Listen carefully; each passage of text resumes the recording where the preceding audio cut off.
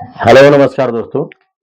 एक लड़का delivery boy का काम करता है और इधर-उधर डिलीवरी बॉय का काम करते-करते जो है एक दिन उसके ऊपर कॉल आती है एक लड़की की। और उस कॉल में जब आता है तो लड़की कहती है कि हमें कुछ सामान आप ऑर्डर करना है और कुछ पिज़्ज़ा लेते आइएगा और कुछ और भी सामान हमें ऑर्डर करना है, तो आप आएँगे तो बाकी ऑर्डर कर देंगे।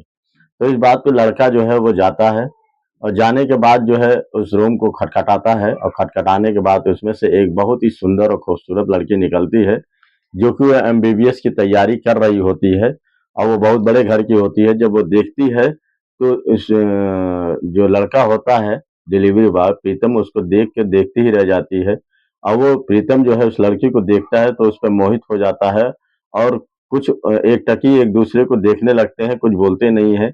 बाद में वो कहती है, जो लड़की होती है पल्लवी कहती है कि कोई जो मैंने मंगाया था ऑर्डर किया था ले आए और जो ऑर्डर करे हैं वो ले आए वो हमें जल्दी दे दो क्योंकि हमें भूख लगी है, टाइम बहुत ज़्यादा हो गया है। तो इस बात पे डिलीवरी बॉय उसको कुछ पिज़्ज़ा-विज़्ज़ा निकाल के देता है और देने के बाद कहता है कि ठीक है, आपकी जब भी कोई आपकी ज़रूरत पड़े तो मुझे तुरंत फ़ोन करिएगा, मैं आपको सामान दे दिया करूँगा, हमें कोई दिक्कत नहीं है, आप जितने बजे भी कॉल करेंगी मैं आ जाऊँगा। इस बात पे कई बार ये पल्लवी उससे जो है सामान मँगाती है और सामान मँगाते-मँगाते धीरे-धीरे वो एक-दूसरे का फ़ोन नंबर ले लेते हैं और फ़ोन नंबर लेने के बाद एक-दूसरे से बात भी करने लगते हैं। एक दिन होता क्या है कि इन दोनों आपस में खटपट कुछ लड़ाई हो जाती है और लड़ाई होने के उपरांत जो है ये कुछ दिन आपस में बोलते नहीं हैं। उसके बाद जो है ये अपने जो मौसी का लड़का इसका एक श्रीकांत होता है उससे शिकायत कर देती है कि अब मैं इस प्रीतम नाम का लड़का है मुझे बहुत परेशान करता है, मुझे बार-बार फ़ोन करता है और मरने-मारने की जो है बातें किया करता है, मुझे समझ में नहीं आ रहा है इससे छुटकारा कैसे मिलेगा। तो इस बात पे जो है श्रीकांत कहता है कि ठीक है मैं उसको बताऊँगा।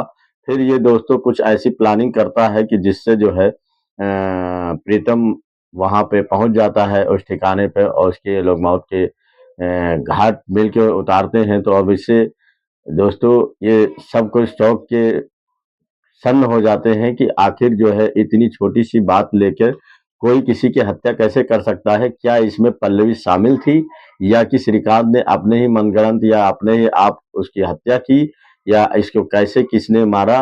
ये दोस्तों आपको विस्तार पूर्वक कहानी आपको बताते हैं। ये कहानी आपको विस्तार पूर्वक बताएँगे तभी समझ में आएगा और इस कहानी से दोस्तों बहुत बड़ी सीख मिलने वाली है कि कोई इतनी जल्दी प्यार के चक्कर में एक-दूसरे से जल्दी या नाशायज़ अगर प्यार हो जाए तो उसे ज़्यादा दिल से नहीं लगाना चाहिए और दिल से लगाने पे अंजाम उसका बुरा होता है, जैसे इन प्रीतम का हुआ। तो है दोस्तों ये कहानी आपको विस्तारपूर्वक सुनाते हैं। कहानी अच्छी लगी तो लाइक, शेयर, कमेंट ज़रूर करिएगा और कहानी में लास्ट तक बने रहिएगा और कहानी अच्छी लगी लाइक, शेयर, कमेंट कर दीजिएगा और चैनल पर नए हो तो सब्सक्राइब कर दीजिएगा। तो ये दोस्तों आइए कहानी आपको बता रहे हैं। ये कहानी दोस्तों है कर्नाटक की राजधानी बेंगलुरु की। वहाँ का एक देवनहल्दी थाना होता है, उसी के समीप जो है एक गाँव आता है निर्गुपल्या गाँव। वहीं का ये रहने वाला प्रीतम होता है, जिसकी उम्र 19 साल होती है और वो डिलीवरी बॉय का काम कर रहा होता है और उसके परिवार में वो सबसे छोटा रहता है और उसके पिता का नाम जो है रामचंद्र होता है, जो कि मेहनत मज़दूरी करके किसी तरह खर्चा पानी चला रहे होते हैं और इसी का एक बड़ा भाई होता है जिसका नाम विजय राघदेव होता है। इसकी शादी हो जाती है और ये परिवार बहुत ही अच्छे से चल रहा होता है, सब कुछ ठीक-ठाक रहता है और ये प्रीतम जो है डिलीवरी बॉय का काम करता है। काफ़ी मतलब 2-3 साल से लगातार ये इसी का काम कर रहा होता है। डिलीवरी बॉय का ही काम कर रहा होता है, किसी को सामान पहुँचाना है, कुछ लाना है, तो कोई भी ऑर्डर करता था तो पता लिखा देता था, जो भी सामान लेना होता तो ये सामान ले लेता था और लेने के बाद उसके घर तक पहुँचा देता था और कमीशन पे काम करता था। तो इसका एक दिन क्या होता है कि ये अपने दोस्त के साथ खड़ा रहता है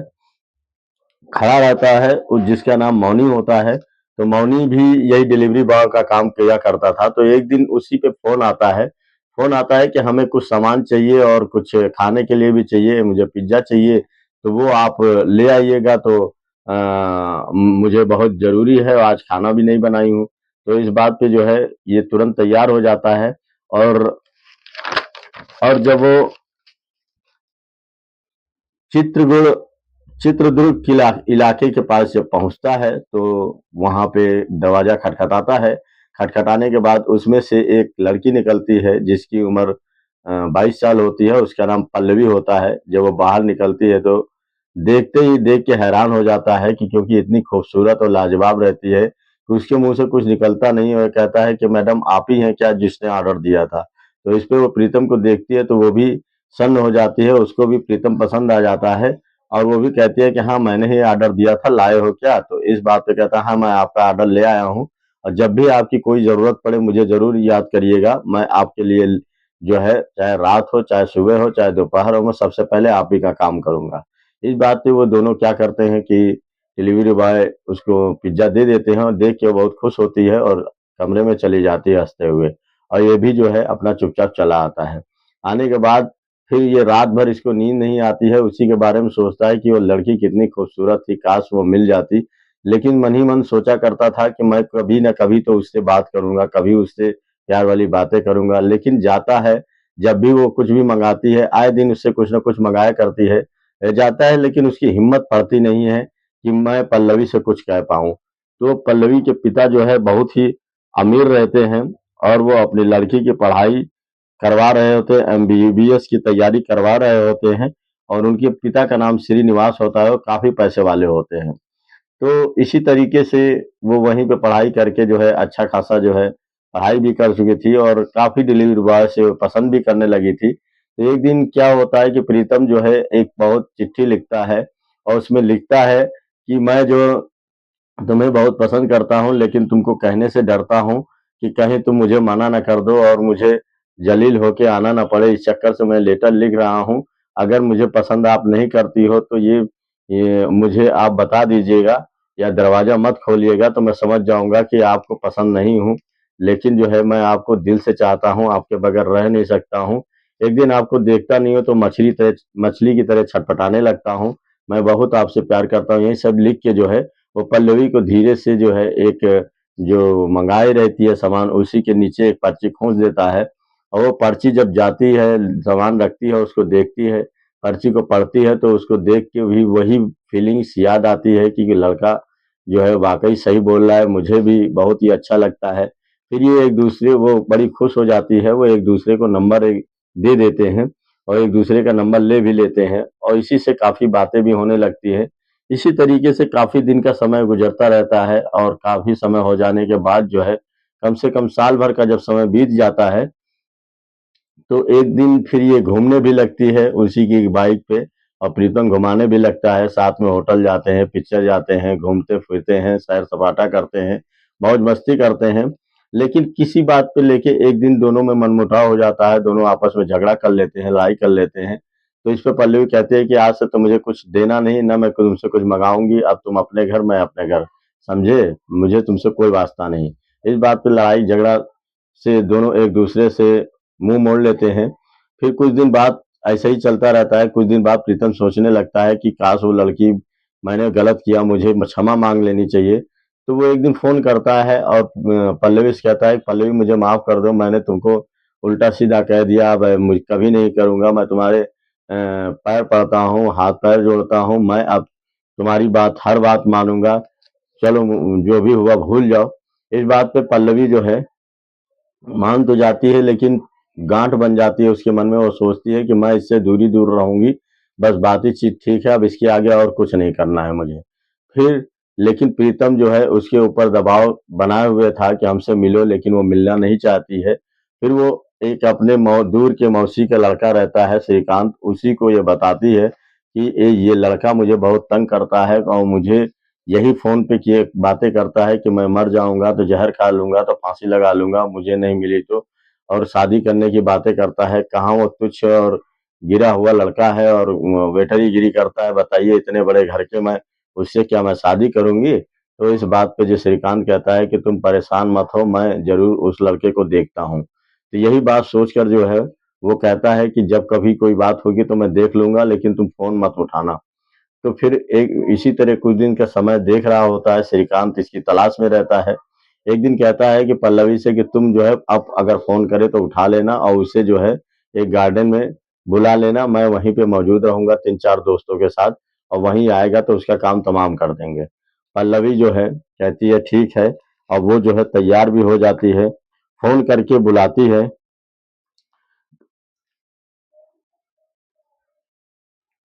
फ़ोन करके बुलाती है उसको और बुलाने के बाद जो है कहती है कि तुम आ जाओ, वहीं हमको मिलना है। वहीं पे श्रीकांत पहले से 4 दोस्तों के साथ बैठा रहता है और इंतज़ार किया करता है। जैसे ही वो बात करते-करते प्रीतम जो है उसकी एक मारुति होती है, उसके पास जैसे ही पहुँचता है तो वो लोग अपनी गाड़ी में बैठा लेते हैं और बैठाने के बाद श्रीनिवास को जो है बहुत मारते हैं, मारते पीटते हैं और आवाज़ तेज़ कर देते हैं और आवाज़ तेज़ करने के बाद इतनी उसकी पिटाई कर देते हैं, इतनी पिटाई कर देते हैं कि उसको जो है समझ में नहीं आता है कि इसको मारे कि छोड़ें, लेकिन एक उसमें से उसका दोस्त कहता है कि अगर छोड़ दोगे तो हम लोग फँस जाएँगे और ये पुलिस को बता देगा तो हम चारों चारों मारे जाएँगे। इस बात पे ये कहता है इसको मार ही डालो क्योंकि ये सही नहीं होगा। तो उस पर से जो है उसको मारते-मारते लोग उसका गला दबा के उसको एक स्कूल होता है, प्राइमरी का स्कूल होता है,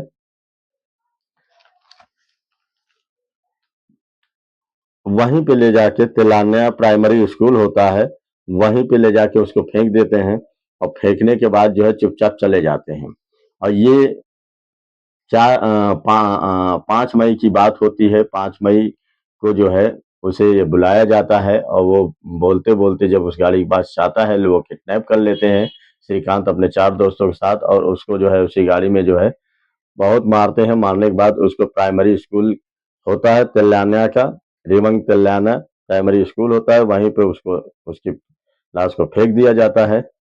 और जब सुबह लड़के पढ़ने आते हैं, बच्चे स्कूल में पढ़ने आते हैं तो वो देखते हैं कि वहीं पे एक लूलहान खून से लथपथ एक लाश पड़ी हुई है, तो तुरंत पुलिस को फ़ोन किया जाता है। पुलिस आती है, तफ्तीश करती है, उसे कुछ समझ में नहीं आता है कि आखिर किसने ऐसा किया है। फिर बाद में वो लोग पता लगाते हैं कि कहीं ऐसा तो नहीं कोई थाने में कोई रिपोर्ट लिखी गई हो, तो पता चलता है कि एक थाने में जो है जो चित्रदुर्ग थाना होता है, जो वहां पर जो देवन हल्दी थाना होता है, वहीं पे जो है उनके पिता जो है जिनका नाम रामचंद्र होता है, वो गुमशुदगी की रिपोर्ट लिखाते हैं कि मेरा बेटा जो है 4 तारीख से गायब है और बिल्कुल दिखाई नहीं पड़ रहा है और ये 5 तारीख का केस होता है जिसे उठा के जहाँ पे इसकी लाश मिलती है, पुलिस तुरंत तुरंत सख्ते में आती है और उसको तो लाश को इतनी बिगाड़ दिए थे, मुंह इतना बेकार कर दिए थे मारते मारते कि उसको पहचान में नहीं आ रहा था। फिर वो पुलिस जो है उन लोगों को बुलाती है, उनके पिता को और भाई को बुलाती है, रामचंद्र जी को, और उनको जो है शिनाख्त करने के लिए कहती है कि देखो कहीं ऐसा तो नहीं कि लड़का आप ही का है और आपके बताने के अनुसार तो वही लग रहा है। फिर ये जब उनके पिता जो है रामचंद्र जी देखते हैं तो देखकर रोने लगते हैं, कहते हैं कि अरे ये मेरा प्रीतम ही है, 4 तारीख से गायब था और इसका दोस्त मौनी था। मौनी जो है बताया कि उसके बाद से ये मेरे साथ ड्यूटी 4 तारीख में यही 4-5 बजे से मैं अपनी ड्यूटी पे चला गया, ये अपनी ड्यूटी पे चला गया और उसी टाइम से फिर पूरी रात नहीं आया और जब सवेरे का 7, 8, 9, 10 हो गया तब मुझे लगा कि अब ये कहीं गायब तो नहीं हो गया। फिर तभी ये जाके मौनी जो है उसके पिता को बताता है कि जो प्रीतम है वो दिखाई नहीं पड़ रहा है, कहाँ गया है, आपके यहाँ तो नहीं आया। तो बाद में उनको जब लगता है तब वो सही-सही पूरी बात बता देता है कि इनमें प्रेम प्रसंग चल रहा था, हो सकता है कि उसकी हत्या तो नहीं कर दी है। इस बात पे जो है उसके पिता भी डर जाते हैं और जाके रिपोर्ट लिखाते हैं और रिपोर्ट लिखाने के बाद फिर उनको जब पुलिस शिनाख्त करने के लिए बुलाती है तो पता चलता है कि वाक़ई उसकी सही मुच लाश लाश पड़ी हुई है। फिर बाद में वो जो मौनी बताता है कि इसे एक श्रीकांत नाम का लड़का जो है वही इसको मारा होगा। फिर बाद में पुलिस श्रीकांत नाम के लड़के को फ़ोन करके पूछती है और जाके उसको पकड़ लेती है।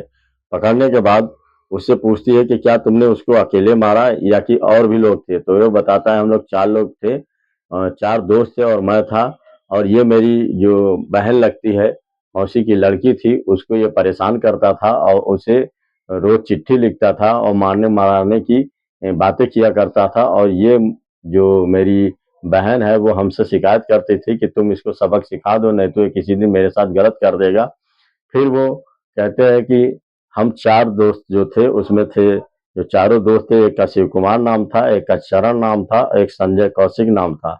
ये सब जो दोस्त उसके साथ थे वो सबके नाम बता देता है। बताने के बाद पुलिस जो है पल्लवी को भी पुलिस हिरासत में लेने के लिए कहती है, लेकिन अभी पता नहीं चल पाता है कि उसने उसके उसने ही कहा था श्रीकांत को मारने के लिए या कि केवल ऐसे ही बात रखी थी उसको समझाने के लिए।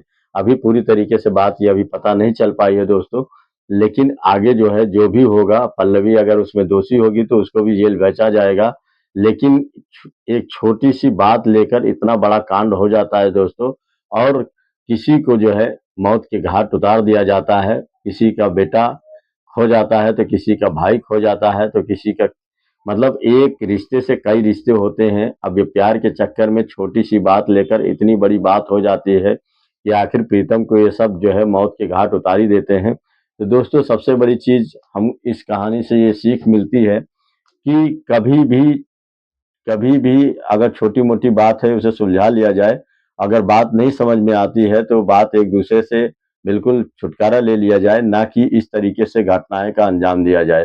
किसी को अपने मारना और जान से मारना ये अधिकार नहीं कानून ने दिया है। कानून को आप शिकायत करिए, कानून को बताइए, वो जरूर आपकी मदद करेगी। ये नहीं कि इसका फैसला अपने हाथ कर ले और किसी को मौत के घाट उतार दे। अगर वो पुलिस से मदद मांगती तो पुलिस उसको जरूर मदद करती, और लेकिन उसने अपने भाई से बात कही तो भाई ने पुलिस की मदद ना लेके अपने आप ही सारा निर्णय ले लिया और उसे मौत के घाट उतारा। और उसके बाद पुलिस अब छानबीन कर रही है कि अगर इसमें पल्लवी का भी हाथ होगा। अगर उसने ही कहा है कि उसको मौत के घाट उतारो तो उसको भी छोड़ा नहीं जाएगा, उसको भी जेल भेज दिया गया। तो कहानी कैसी लगी दोस्तों? अच्छी लगी तो लाइक शेयर कमेंट जरूर करिएगा और बताइए कहानी कैसी लगी। और कहानी से दोस्तों बहुत बड़ी सीख मिलती है, जो कि इस तरीके से घटना नहीं करना चाहिए आवेश में आके और जिंदगी भर जेल जेल जाना पड़े। नमस्कार दोस्तों, धन्यवाद।